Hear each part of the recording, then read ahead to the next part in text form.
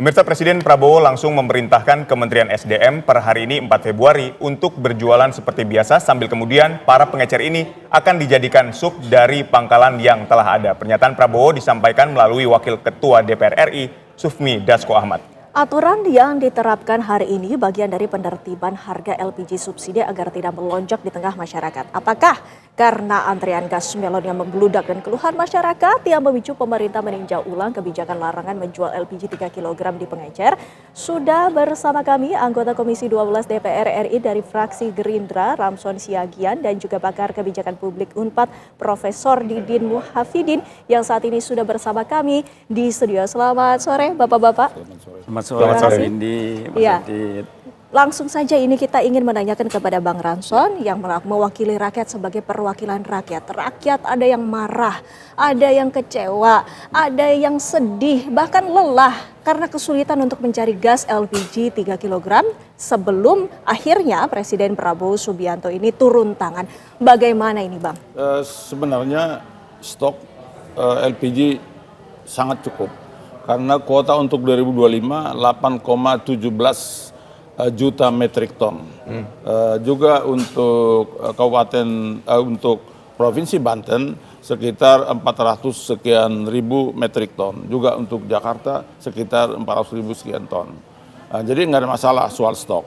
Ini masalahnya mungkin Pak Menteri SDM sewaktu sekitar Januari ada temuan-temuan yang di lapangan atau mungkin di pengecer atau ada keluhan harganya rada tinggi sehingga terlalu reaktif langsung membuat kebijakan melarang pengecer untuk mendistribusikan atau menjual LPG 3 kg. Terus diminta agar langsung pangkalan. Memang selama ini pangkalan itu menjual langsung ke konsumen dengan membawa KTP karena sistem Pertamina sudah cukup bagus, cuman sekian puluh % bisa dijual ke pengecer.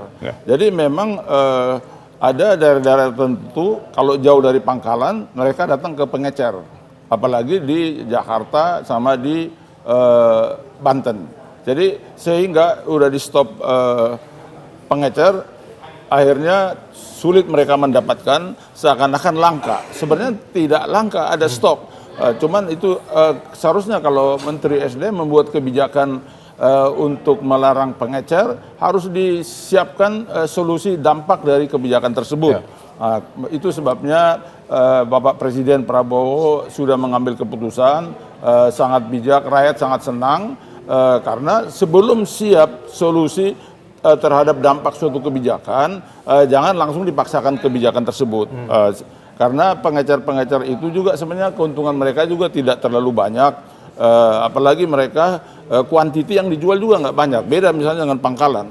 Karena itu kan ada titik break even point itu antara fixed cost mereka dengan berapa tabung yang mereka jual.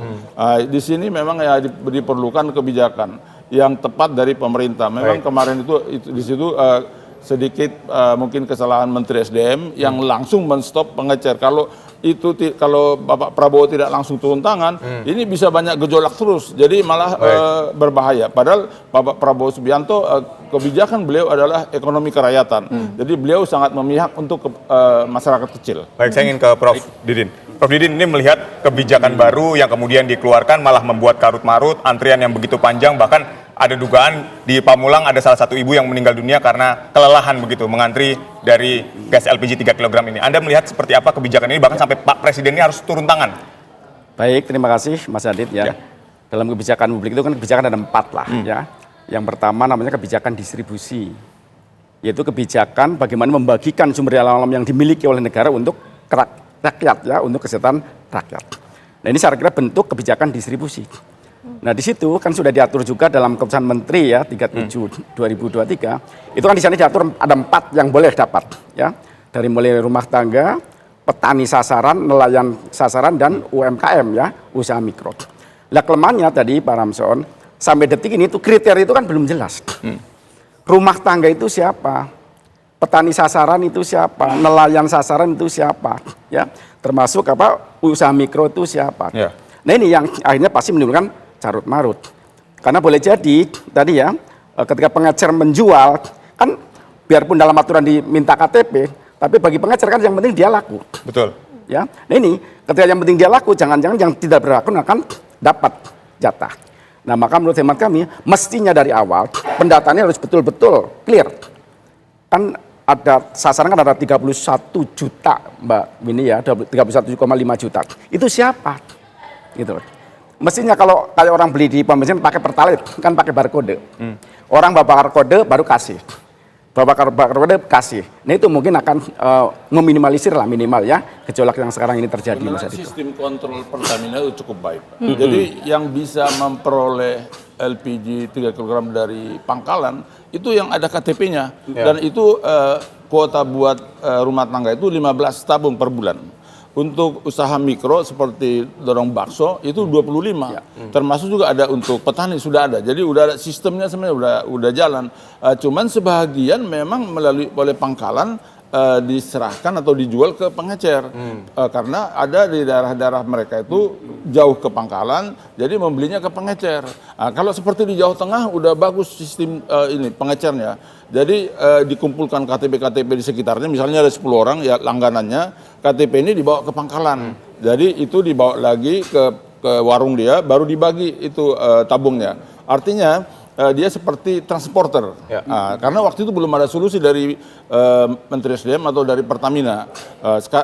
Tahu tiba-tiba dilarang pengecer. Kalau sekarang nanti dengan sementara diproses instrumen sub pangkalan, tetap pengecer jalan ini sudah sangat baik kebijakan Bapak Presiden Prabowo.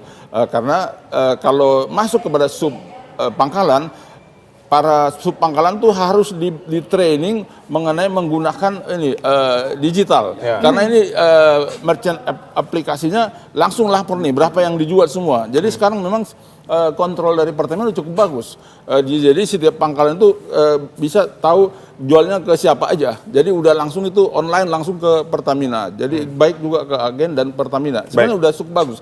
Cuman jatahnya pengecer ini tetap ada. Ini yang di stop, makanya ada gejolak, apalagi mungkin di Provinsi Banten sama di Jakarta. Di situ di sini gejolak terjadi, langsung menjadi opini publik kan. Apalagi di sini TV banyak, dekat-dekat, medsos apa semua. Jadi makin resah juga ini masyarakat. Padahal sebenarnya kalau stok LPG itu ada. Jadi soal terlalu cepat Menteri SDM menstop pengecer tanpa disiapkan solusi. Lantas terhadap Bang dampak Ramson, itu. sebenarnya penyimpangan itu terjadinya di mana sebenarnya? Apakah di pangkalan ataupun di pengecer? Kalau penyimpangan itu mungkin yang dikeluhkan oleh mungkin diangkat waktu itu di masyarakat, harga di pengecer ada yang tinggi. Ya mungkin ya karena dia kan bebas menentukan harga. Nanti memang kalau udah saya dengar dari Pertamina idenya sub pangkalan, ini nanti bisa ditentukan dia misalnya memperoleh keuntungan dikasih spelling aja. Terendah misalnya 2.000, tertinggi 4.000, atau terendah 1.500, tertinggi 3.000. Nah, itu nanti perlu diberikan aturan itu ke pengecer supaya jangan terlalu tinggi harga di lapangan. Tapi kan ini menarik ya, pengecer seolah-olah dijadikan sasaran tembak bahwa dia yang salah mengambil keuntungan selalu tinggi. Tapi masyarakat bilang nggak apa-apa, saya selisih terlalu tinggi dibandingkan harus ngantri sedemikian panjangnya dan sedemikian lamanya. Dibahasnya nanti, Prof. Usai jeda, tetaplah bersama kami di Kabar Petang. Kita lanjutkan kembali dialog kita, saya ingin ke Prof. Didin. Prof. Didin kan kalau kita lihat bahwa dikatakan kebijakan baru ini justru sudah berdasarkan kajian yang mendalam. Tapi kalau dari pernyataan Prof. di awal, kajiannya justru lemah. Silakan Prof. Baik ya, jadi kalau kebijakan publik itu kan dimulai dari formulasi kebijakan. Ya. Dalam formulasi kebijakan itu ada beberapa pendekatan lah ya. Salah satu pendekatan elit. Nah ini kelihatannya hanya melibatkan elit-elit saja. Ya. Kalau mestinya kan harus dilibatkan dong, pangkalan dilibatkan pas menyusun keputusan menteri, ya. Pengecer juga harus dilibatkan. Semua harus dilibatkan. Jadi mereka tahu betul ya apa yang akan mereka lakukan. Gitu ya. Nah, kemudian kalau dalam implementasi kan minimal 4 hal lah Mas Aditya ya, dari mulai komunikasi ya. Kemudian struktur birokrasi. Nah, ini strukturnya pun kan belum jelas. Ya. Artinya gubernur kewenangannya apa, bupati kewenangannya apa ya. Mestinya kalau saran saya tadi ya, data-data itu yang berhak menerima justru harus dari bawah. Beliau pun dari RT RW, bupati mengajukan ke gubernur mengajukan ke kementerian, ini loh Jawa Tengah butuh sekian ton, ini loh yang berhak. Jadi tidak akan lagi carut marut seperti ini.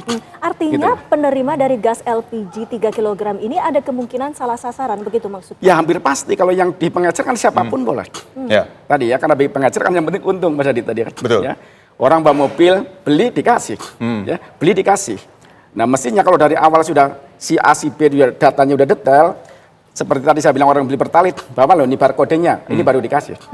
Ketika Pak mau beli 3 kilo, mana ininya barcode-nya nggak ada, oh nggak boleh Pak. Nah, kalau dari awal sudah ada instrumen itu. Nah sekarang kan nggak ada. Terus siapa yang ngontrol, Mas Adit ya? Kemudian kita terjadi pelanggaran kan ada nggak sanksinya? Mohon maaf sampai hari ini kan belum mendengar ya.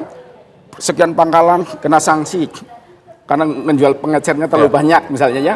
Atau pengecer kena sanksi kalau menjual di atas itu yang terlalu banyak kan belum pernah mendengar. Tapi memang jatah Gitu loh. pengecer itu hanya paling tinggi 20% dari apa jatahnya pangkalan. 80% pangkalan harus menjual langsung ke rumah tangga dengan menyerahkan KTP. Itulah yang dilaporkan oleh pangkalan ke sistem merchant apps-nya ke Pertamina. Malahan belakangan ini udah mau ditekan 10% ke pengecer. Memang waktu itu saya juga bicara ke Pak Dirjen Migas, pengecer itu sebenarnya tetap perlu dikasih jatah karena mereka untuk survive. Apalagi di kita ini kan masih banyak pengangguran. Ya. Kalau misalnya di daerah kabupaten kalau yang UMR-nya masih 2 juta, kalau mereka dapat untung 1,5 juta kan udah bagus, atau 1 juta. Di situ ada beras, ada minyak, ada LPG 3 kg. Nah, ini yang perlu ditata. Jadi seperti arahan Bapak Presiden udah pas itu, mesti beliau turun langsung mengarahkan. Jadi supaya Menteri SDM dan Pertamina kerjasama membuat sistem pengawasan langsung ke pengecer. Karena kalau pakai sistem digital itu memang terkontrol. Kita udah pernah lihat juga ke lapangan. Baik, Bang Rasom, tadi kan dikatakan oleh Prof. Didin, kalau di tingkat pengecer itu hanya sebatas keuntungan aja yang dicari sebetulnya. Sebetulnya bagaimana solusi supaya di tingkat pengecer ini tidak salah sasaran? Karena kan kalau kita lihat, ya siapa saja yang membeli di tingkat pengecer tidak pernah ditanyakan KTP gitu. Artinya dari ekonomi rumah tangga yang misalnya katakanlah menengah sampai menengah atas saja bisa saja mendapatkan gas LPG 3 kg. Makanya kalau nanti pengecer ditingkatkan menjadi sub pangkalan, dia harus dikasih dia punya HP minimal. Jadi pakai merchant apps. Jadi dari sini langsung bisa setiap ada pembeli udah harus ditunjukkan KTP-nya itu langsung online seperti yang dilakukan pangkalan. Memang kalau pangkalan itu modalnya besar, tapi pengecer kan modalnya kecil. Jadi lebih bagus tadi akan diberikan training oleh mungkin Pertamina dan Kementerian SDM agar pengecer yang meningkat menjadi sub pangkalan di training untuk menggunakan itu sehingga terkontrol. Kalau itu betul-betul terkontrol. Tetapi juga mereka harus dikasih jatah juga jangan terlalu kecil. Karena kita harus lihat juga dari sisi ekonomi break even point-nya kan. Bukan hanya 20% tadi ya? Bukan, maksud saya jumlah 20% itu kan bukan untuk satu pengecer. Misalnya pangkalan punya jatah 2.000 per bulan. Kalau 20% misalnya 400 itu kan banyak pengecer. Iya, banyak pengecer. Ya seperti itu. Jadi harus dilihat jangan juga terlalu sedikit karena terlalu sedikit dia jadi ambil untung per kuantitinya besar. Kan gitu ada teori ekonominya itu kan. Ya, jadi kalau makin besar bisa diturunkan harga tapi tetap di atas break even point dia. Jadi harus dipikirkan juga sampai ke sana oleh pembuat kebijakan. Itu tingkat Menteri SDM lah ya sama Pertamina. Ya, Prof. Didin, jika Anda melihat ini, apakah dengan diadakannya sub pangkalan ini merupakan solusi yang paling tepat untuk direalisasikan? Ya. Saya kira betul, yang penting seleksinya harus ketat, ya. Karena pengecer kan ada yang pengecer kecil, ya. Ada yang paling berat cuma berapa tabung, ya. Dan ini kan yang kan pasti biasanya ditarget masalahnya oleh pangkalan kan ditarget. Habis berapa baru dikirim kan, gitu loh. Ketika stoknya banyak itu mungkin minggu depannya nggak dikirim lagi, karena sistemnya kan target. Nah, ketika di sistem ditarget pasti pengecer akan secepatnya, apalagi dijadikan sub pangkalan ya dia akan secepatnya menjual ya. Nah, itu ya barangkali yang kontrolnya menjadi lemah. Bahkan menurut saya justru tadi betul seleksi ketat betul mana pengecer yang memungkinkan untuk ditingkatkan menjadi pangkalan. Ya. Karena kalau tidak ada seleksi juga bahaya. Gitu ya. Dan sebenarnya ada yang lebih mendasar lagi Mas Adit. Sebenarnya bukan masalah itu aja. Sebenarnya kenapa pertama saya bilang ya. Ini kan disparitas harga terlalu tinggi antara yang subsidi dengan yang non subsidi. Yang subsidi kan 6.000 sekilo. Yang non subsidi itu kan hampir 20.000. Karena 200.000 kan. 12 kilo ya. Ya, betul. Artinya apa? Nah ini kemungkinan besar justru yang saya khawatirkan tadi ya, yang 3 kilo dimasukin ke 12 kilo, itu pengawasan yang harus lebih ekstra. Akhirnya tabung-tabung yang 3 kilo kan berkurang banyak. Karena mending dijual ke yang non subsidi. Nah, ini, Sebenarnya misalnya sistem gitu. yang sekarang nggak bisa lagi seperti itu. Karena udah terdata setiap pembelian tabung 3 kilogram itu udah harus dilapor, termasuk nomor NIK yang membeli itu melalui sistem itu. Cuman kalau pengecer belum. Dengan nanti sub pangkalan juga harus di training seperti itu. Kalau pangkalan udah semua membuat seperti itu. Dan misalnya yang punya pangkalan di desa-desa pun seperti dapil saya, mereka udah bisa membuat itu. Memang hebat juga orang-orang kita, rakyat kita itu sebenarnya cerdas. Kalau diarahkan, diberikan training sebenarnya cerdas. Ya, jadi itu yang tadi arahan Bapak Presiden sudah pas. Jadi pengecer tetap masih jalan, sementara ditata sistemnya yaitu sub pangkalan dan juga di training itu yang jadi sub pangkalan itu, sehingga terdata semua apa yang dibeli. Karena ini sekitar 370.000 pengecer. Ini cukup banyak nih, 370.000. Satu keluarga kalau 5 kali itulah yang harus dihidupi. Jadi ini juga harus tetap di-maintain dengan fungsi pengawasan yang tadi itu udah bagus dengan sistem digital itu. Tapi syarat-syarat lain tidak perlu dikasih ke pengecer, seperti harus punya IMB, harus punya ini di bank, semua tidak perlu. Yang penting data pembeli masuk NIK langsung online ke Pertamina. Udah ada sistemnya sebenarnya. Baik, tapi apakah ini memungkinkan di tingkat pengecer diberlakukan tadi pakai digital, kemudian memberikan NIK kepada setiap mereka yang membeli dan seterusnya? Apakah ini memungkinkan, Bang? Sedangkan tidak semua dari rumah tangga kelas bawah saja yang memakai LPG 3 kg ini. Kalau di training mereka bisa. Jadi terdata. Itu tadi hanya menurut saya jangan terlalu dikit jatahnya pengecer itu. Jadi supaya bisa selisih harga buat dia, keuntungan itu bisa menghandle cost-nya. Nah, itu perlu dari sisi ekonomi juga harus diperhatikan. Artinya itu jangan nanti cost dia lebih besar daripada pendapatan dia, kan dia bangkrut juga nanti pengecer. Ya, solusi yang terbaik juga nantinya akan kita harapkan bisa segera terwujud. Terima kasih. Tapi dengan kebijakan Bapak Presiden, instruksinya solusi yang terbaik sudah pasti ada nanti. Ya, solusi yang terbaik itu pula yang rakyat Indonesia nantikan. Terima kasih, Bang Ramson. Sebenarnya kita itu kan selama ini LPG impor 63 triliun, Pak. Gimana ke depan biar memproduksi secara nasional, ya itu yang digalakkan sebenarnya. Iya. Biar harga Masukan bisa ini lebih juga rendah lagi. harap didengarkan dan juga nantinya kita harapkan ke depannya juga akan selesai permasalahan ini tidak terulang lagi. Terima kasih Bapak-bapak waktunya bersama kami. Selamat sore.